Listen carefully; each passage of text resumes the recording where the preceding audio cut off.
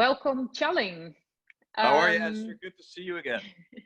You're in London, I'm in Miami, and I would like to talk with you about your book. Do you have it around? You bet I do. Here we are. Many worlds to Many conquer. worlds to conquer. Can you tell me a little bit about yourself and about your book? Yeah, so I wrote the book. I started it 3 years ago. I finished it last year, so it took me about 2 years. I thought I had a message that I wanted to convey to a larger audience. And the reason is that I'm a very ordinary guy, right? I have a job. I go into an office, not now because of the coronavirus, but normally I do. I wear a suit. I sit in front of a computer. I do what everyone else does. But at the same time, I've done a couple of other things that some people have described as extraordinary. So I'm talking about my trips to the North Pole, my trip to the South Pole. I've climbed the Big Three in the Alps. I paddleboarded across the English Channel. I escaped from Alcatraz. And those adventures other people have described as ordinary. So you could say I'm a very ordinary guy doing extraordinary things. But I'm so ordinary that if I can do this, there's so many other people out there who could do this too. In fact, you can do anything you want as long as you commit yourself. And that is really the message that I want to get out. So I'm telling everyone, you got to climb your own mountain in life, and you can. It doesn't mean that you have to climb a physical mountain, but if you want to learn Spanish, if you want to know how to do the tango, whatever it is, just get out and do it, because you will be successful. You just need someone who's going to push you to do it. And hopefully this book will be inspiration for you to actually get off the couch and go for it. Wow, your elevator pitch is already very inspirational. And you very quickly browsed through the things you did, like escape from Alcatraz, paddleboard across the canal, climbing the big mountains. You say them like quickly in one sentence, but those are indeed extraordinary things. So what I'm curious about is, when first did you get the idea to write about this, to use your experiences, to write them down and share them with other people in that way? Yeah, it was interesting. I was going to do a swim, which is a swim from Europe to Asia. So that's the Halbertsma. It is a swim that happens once every year in Istanbul. And because you swim from one continent to the other, of course, you know, this was on my to-do list. And I was doing that when this was in 2014, if I remember well. The weather was pretty bad the day the swim was supposed to take place. So we had to wait for 3 days in the hotel. And I started to talk to a couple of other swimmers there who obviously were in the same, no pun intended, boat as I was.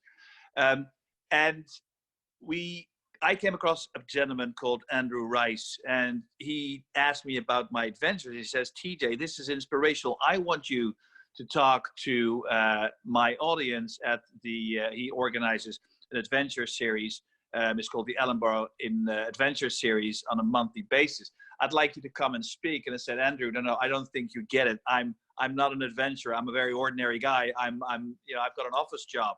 I don't think anybody wants to hear from me. I'm not your professional adventurer. And he said, hey, TJ, you don't get it. Because you're an ordinary guy, they want to hear from you because they can relate to you. If you can do it, they can do it too. And that should be the message. And I was a bit apprehensive. I didn't really know whether people really would be interested. But I decided to take them up on it. And I said, fine, I'd love to do a talk. And about 100 people showed up, and they absolutely loved it. And that evening for me was the point at which I decided that maybe I have a message to share. Maybe people do feel inspired if I talk to them about what I've achieved. And that sort of led to the book that I've written now. And I'm very, excited, and I'm very honored when people say, you know what, this book is so inspirational. I'm going to take up a marathon. I am going to do this. I'm going to write a book myself. Do you think I could do this? And that's when I think, yeah, this book clearly, it resonates with people. Nice. So in fact, speaking led to your book, but I think now your book is out, you get more speaking engagements as well. Yeah, it's interesting. It's a reinforcing message. I think the the book, it allows you to convey your message to a much wider audience. So normally if I do like a talk now, then, you know, normally half of the people always buy a book as well. By the way, the proceeds of the book, they don't go to me. They go to the charity that I do this all for, which is the the Juvenile Diabetes Research Foundation. So my nephew, he has diabetes type 1. And type 1 is something that is a pretty serious condition. There's not much you can do about it. You have to treat it every single day through insulin injections.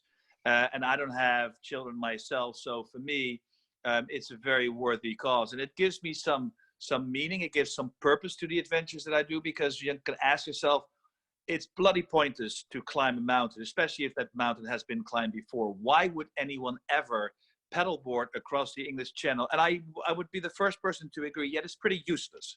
But it gives me a great sense of achievement. And if I can use those adventures for the greater good, i.e. if I can inspire other people to do the same, or if I can raise money for this particular charity, then all of a sudden my adventures get a lot more meaning. And for me, that was also a message, you know, a personal message, that I started out these adventures about 25 years ago, and I did it for myself. I didn't do it for anybody else. I didn't write about it. I'm not on Instagram. I'm not on Facebook. I do this because I like it.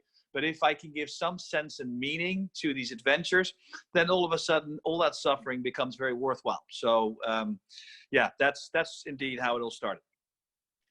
Nice. And in fact, you have a message to share. So you do what you want to do, but you found like a higher purpose in that. And I like what you just said, that you want to help people climb their own mountain, you know, whatever it is. It doesn't have to be a physical mountain. It can be something else. Everybody has their challenges.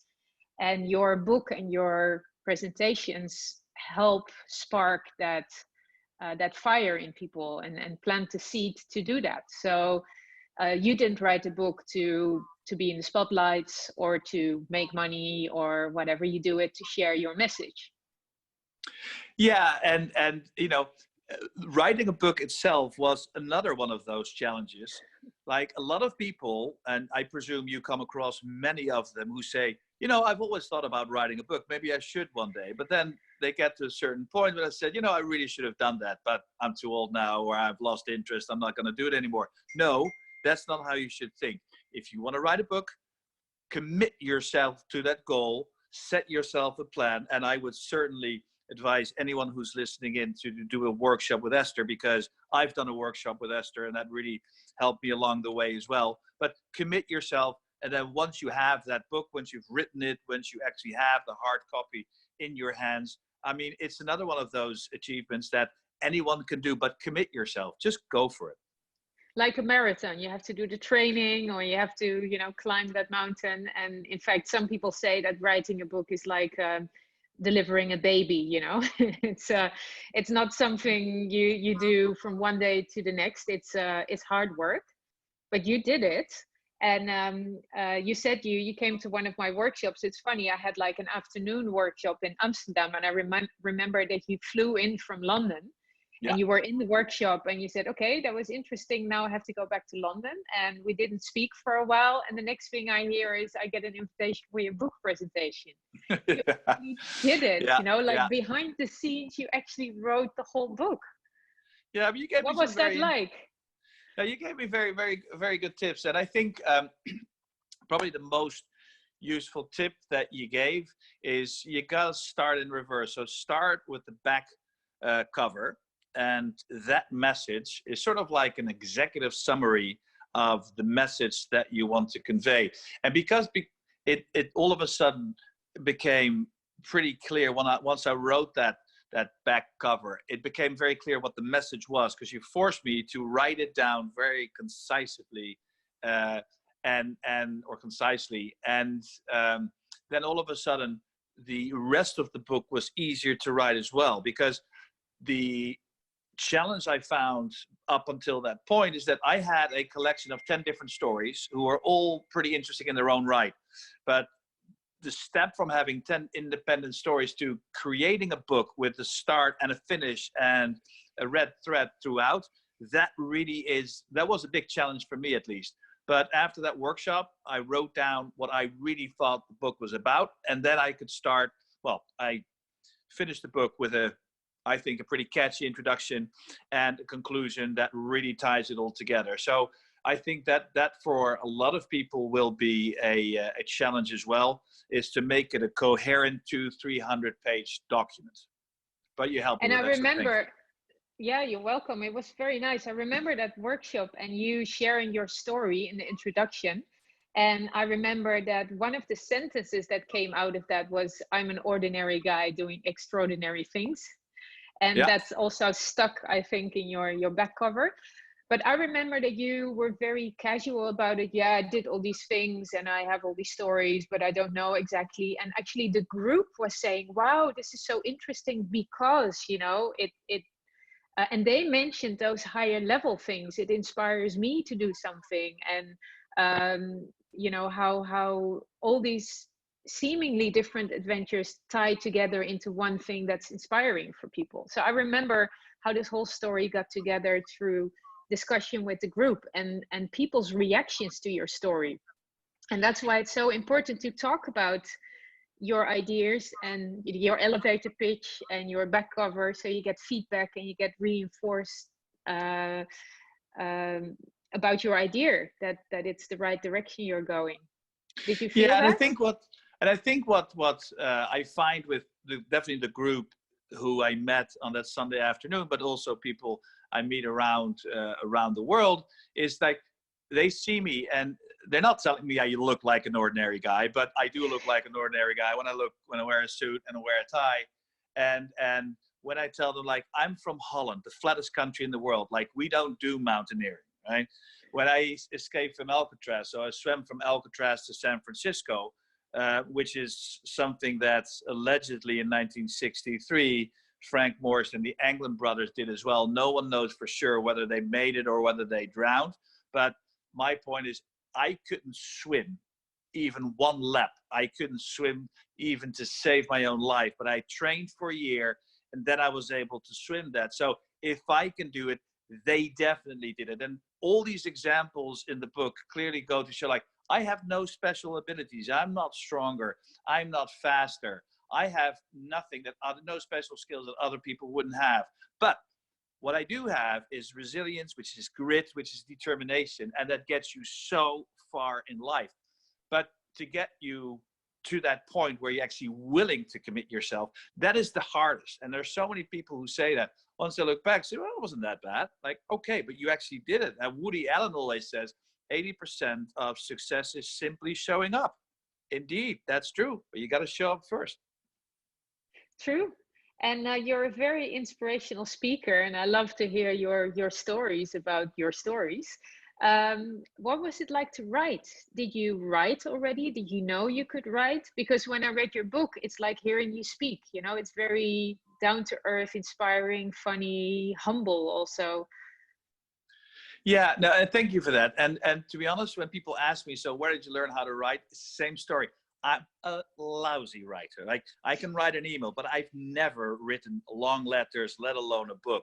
So when I started writing, I didn't get any training. I didn't do a master class. I didn't buy a book about how to write a book.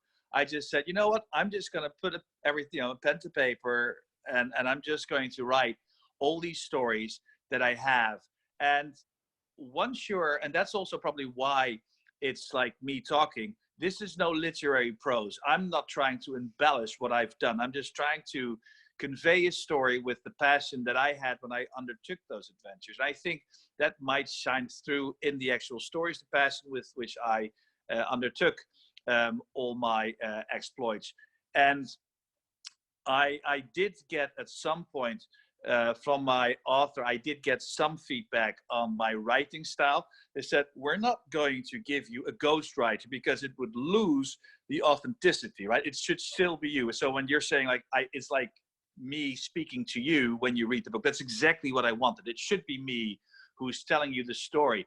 But what I did hear from my agent is that what I should do is a couple of tricks how to get people more involved in the story. So the two tips that I had was, One, if there's a scene that you'd like to get someone, that you'd like to suck someone into, don't say, I said this and the other person said that. No, create it as a dialogue. I said, oh my God, it looks beautiful. My guy said, oh, but you got to be careful because you're now standing at the cornice. I said, you got to be. So it sounds maybe a little bit over the top, but these dialogues are something that gets people, that it sucks them into a story. That was the first piece of advice. And the second piece of advice that I had is, when you describe a feeling, a situation, an experience, you can't just say, yeah, I stood on the mountain and it looked really beautiful. You got to be very specific. You got to give details. So what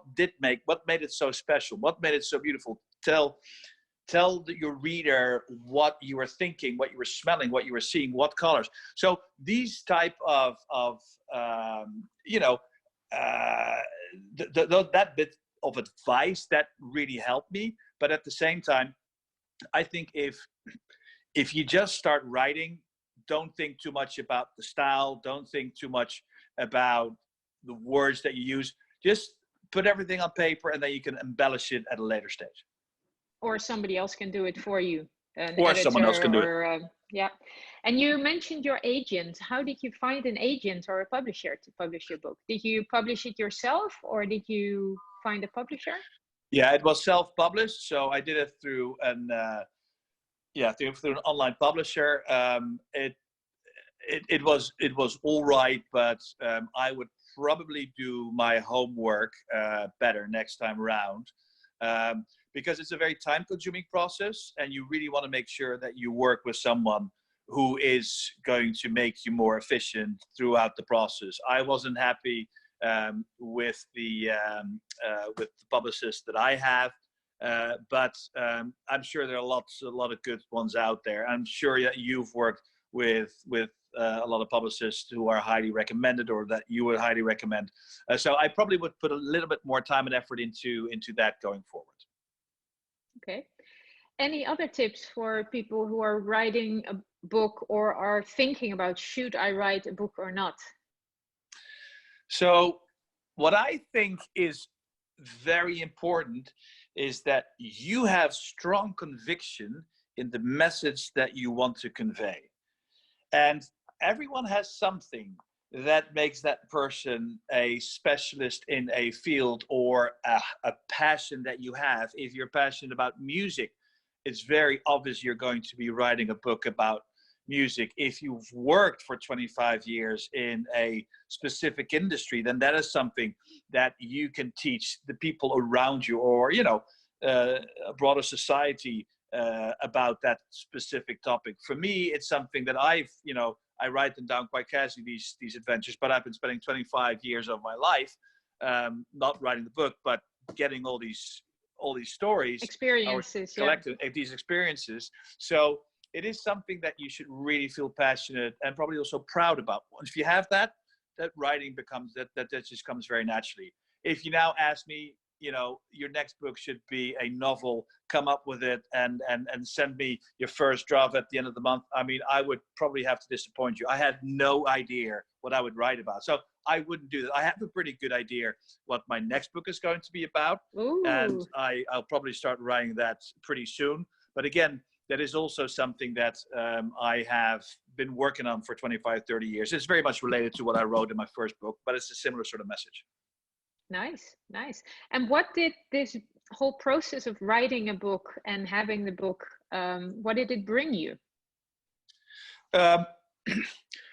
It's almost an institutionalization of the experiences that I've had.